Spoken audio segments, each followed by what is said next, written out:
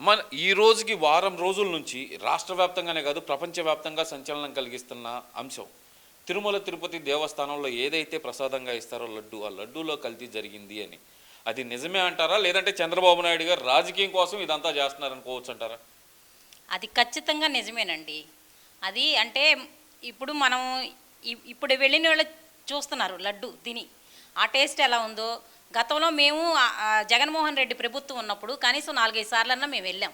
వెళ్తే అసలు ఆ లడ్డు ప్రసాదంగా చాలామందికి మనం పవిత్రంగా 6 లడ్డూలు తీసుకురావాలి, వాళ్ళకి ఇవ్వాలి వీళ్ళకి ఇవ్వాలని మనం మనసులో పెట్టుకొని తీసుకొస్తాం. కానీ ఈ మధ్యకాలంలో ఆ లడ్డు ఆ కల్తీ జరగటం వల్లే అంతకుముందు అయితే కల్తీ జరిగిందన్న విషయం తెలీదు, క్వాలిటీ తగ్గించారేమో అనుకున్నాం.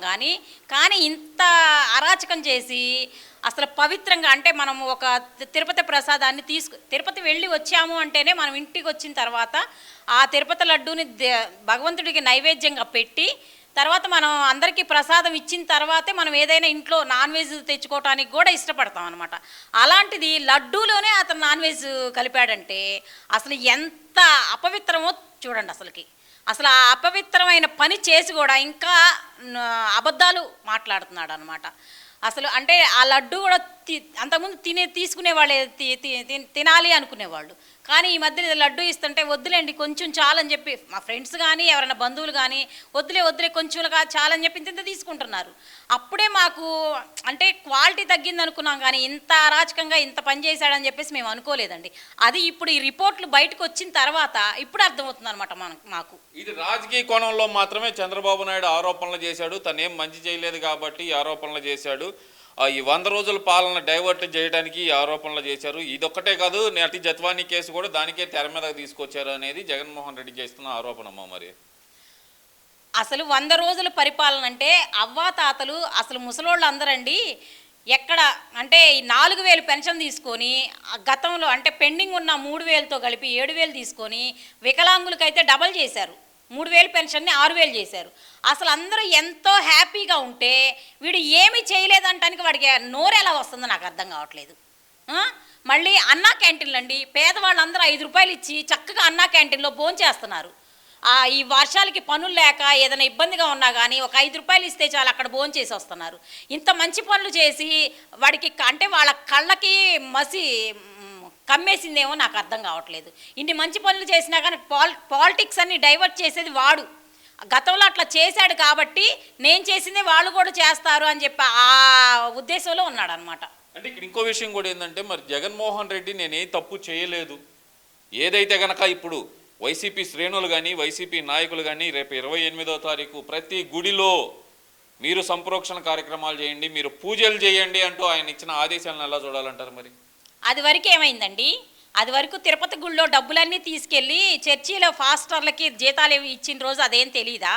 అంటే అసలు తను ఎవరైనా సరే గుళ్ళోకి వెళ్ళాలి అంటే సతీ సమేతంగా వెళ్తారు, బట్టలు ఇవ్వాలన్నా కానీ అదొక సంప్రదాయం, హిందూ సంప్రదాయం. ఆ సంప్రదాయాలన్నీ తొంగలో తొక్కి నువ్వు నీ ఇష్టానుసారంగా నీ ప్రభుత్వం ఉన్నప్పుడు నీ ఇష్టానుసారంగా పరిపాలించి ఇవాళ రిపోర్ట్లు బయటకు వచ్చిన తర్వాత అంటే నేను సంప్రోక్షణలు చేస్తానంటే ఎలా చెల్లిద్ది? ప్రతి ప్రజలకు కూడా నువ్వు చేసేదంతా తప్పు అని అర్థమైపోతుంది. అంటే నువ్వు ప్రక్షాళన చేస్తే ఇవాళ నువ్వు జనాల్ని ఎలాగా కప్పిపుచ్చాలని చూస్తావు? నువ్వు చెప్పేది ఎవరు నమ్మటానికి సిద్ధంగా లేరు. నువ్వు చేసింది తప్పే. లడ్డూలో క్వాలిటీ ప్రతి వాళ్ళు అంతకుముందు కూడా తిని ఉన్నారు, మళ్ళీ ఇప్పుడు తింటున్నారు. కాబట్టి ఖచ్చితంగా నువ్వు చేసింది తప్పని చెప్పేసి అక్కడ నిర్ధారణ జరిగిపోయింది. అంటే ఇక్కడ ఇంకో విషయం కూడా ఏంటంటే, జగన్మోహన్ రెడ్డి కూడా మరి రేపు 28వ తారీఖు తిరుమల దర్శనానికి వెళ్తున్నారని చెప్పి అయితే వస్తున్న వార్తలమ్మా. నిజంగానే వెళ్తారంటారా? కాలినడకనే వెళ్తారు మా జగనన్న అంటూ మరి వైసీపీ నాయకులు కానీ వైసీపీ కార్యకర్తలు కానీ మరి సంబరాలు చేస్తున్నారు కదా. అసలు నువ్వు ముందు సతీ సమేతంగా వెళ్ళయ్యా తిరుపతి. నువ్వు కాలినడక కాదు, నువ్వు కాలినడక నడుస్తావో లేకపోతే 2 అడుగులు వేసి ఆ వీడియోలు తీసి పెడతావో మాకు తెలీదు. నువ్వు చేసే నెత్తి మీద అక్షంతలు వేసుకొని అవి దులిపేసుకున్న దాకా నీకు నిద్రపట్ల. కొబ్బరికాయ కొట్టడానికి కొబ్బరికాయ కొట్టడానికి ఆయనకి మనస్కరించలా, ఎందుకంటే ఆ భగవంతుడి మీద నమ్మకం లేదు ఆయనకి.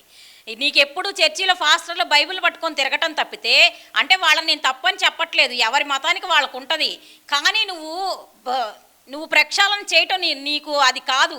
నువ్వు చెయ్యగలిగితే నువ్వు మనసులో భక్తితో చెయ్యి, అంతేగాని ప్రజలని మభ్యపెట్టడానికైతే చెయ్యొద్దు. అది నా ఉద్దేశం. నిజంగానే తిరుమల వెళ్ళి కాలినడకన వెళ్తారంటారా జగన్మోహన్ రెడ్డి? నాకైతే వెళ్తాడని నమ్మకం లేదండి. అంతకుముందు కూడా ఇప్పుడు ప్రతిదీ కూడా అలాగే అంటే ఇప్పుడు సెట్టింగ్ కూడా ఏదో దసరాకి తిరుపతి సెట్టింగ్ ఇంట్లో వేయించుకున్నాడు. అట్లాగే సెట్టింగ్ వేయించుకొని ఇంట్లోనే నడిచి అది వీడియోస్ తీసి పెడతాడేమో అని నాకు డౌట్గానే ఉంది. ఆయనైతే వెళ్తాడని నాకు నమ్మకం లేదు. అయినా వెళ్ళినా కానీ అతను ఒక అన్యమతస్తుడు కాబట్టి డిక్లరేషన్ లెటర్ ఇచ్చి ఇవ్వాలి. అది ఎలాగ జరిగిద్దో చూడాలి. సరే, ఇక్కడ ఇంకో విషయం కూడా తీసుకుందామమ్మా. మనం చివరిగా చూస్తే కనుక మరి ఈ ఆరోపణలో వాస్తవాలు ఉన్నాయి అని చెప్పి ముఖ్యమంత్రి గారు చెప్తున్నారు కదా, దానికి దగ్గర ఆధారాలు ఏమున్నాయి, దీని మీద సిబిఐ విచారణ ఇవ్వచ్చు కదా అని చెప్పి మరి వైసీపీ నాయకులు అడుగుతున్నారు. మరి సిబిఐ విచారణ వేయకుండా సిట్ ఎందుకు వేశారనుకోవచ్చు అంటారు మరి ప్రభుత్వం తరఫున? అంటే సిబిఐ దగ్గరకు కూడా వెళ్తాడు ముందులో సిట్లో దర్యాప్తు అంటే వాళ్ళకి ఇంకా అది నమ్మకం లేకపోతే దానికి కూడా వెళ్ళే ఇది కూడా ఉంటుంది. ఖచ్చితంగా చేస్తారు. చంద్రబాబు నాయుడు గారు ప్రతిదీ కూడా ట్రాన్స్పరెంట్గా ఉంటుంది అనమాట. మనం అద్దంలో ఎలా చూసుకుంటే మన ఫేస్ ఎలా కనపడిద్దో అట్లాగే చేస్తారు. ఎందుకంటే అతను ఒక అవినీతి చేయడు, ఎవరిని అవినీతి చేయనివ్వడు. అలాంటి మనిషి ఫస్ట్ నుంచి కూడా ఆ వ్యక్తిత్వం ఉన్న మనిషి అనమాట. కాబట్టి వీళ్ళు ఏంటంటే మేము చేసిన అవినీతి బయటపడిద్దని చెప్పేసి ఏదేదో మాట్లాడతారు. కానీ ఖచ్చితంగా మాత్రం అక్కడ అవినీతి అయితే జరిగేది. ప్రతి అంటే దేశాలండి, ఇప్పుడు ఇక్కడ మన ఆంధ్రప్రదేశ్ వరకే కాదు, రాష్ట్రాలు దాటి దేశాలు దాటే ప్రపంచం మొత్తం కూడా ఇది తప్పు అని చెప్పేసి, ఇది ఖచ్చితంగా జరిగిందని చెప్పేసి నమ్ముతున్నారు. ఇది జరగలేదు, ఇదంతా చంద్రబాబు నాయుడు కుట్ర, ఆయన మాటలు ఎవరు నమ్మొద్దు అని చెప్పి మరి రోజా చదువుతున్నారు, మరో పక్కన లక్ష్మీపార్వతి చదువుతున్నారు కదమ్మా. మరి వాళ్ళకి కట్టలు వస్తాయి కదండి, ఆ కట్టలు పోతాయి కదా మరి మాట్లాడకపోతే.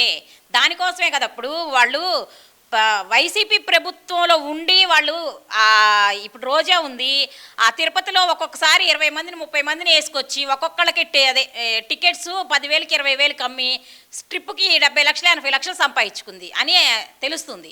అలాంటివన్నీ మరి పోతాయి కదా, అంటే వాళ్ళవి కూడా బయటకు వస్తాయి కదా, అందుకోసం చెప్పి వాళ్ళు అట్లా మాట్లాడుతున్నారు అనమాట. మరి లక్ష్మీపార్వతికి ఏముందమ్మా? లక్ష్మీపార్వతి అంటుంది కదా, చంద్రబాబుని నమ్మకూడదు, అసలుకే మామకే వెన్నుపోటు పొడిచినాడు, మామనే చంపినాడు అంటుంది కదా. మరి అసలు ఆమె ఎన్టీఆర్కి వెన్నుపోటు పొడిచింది.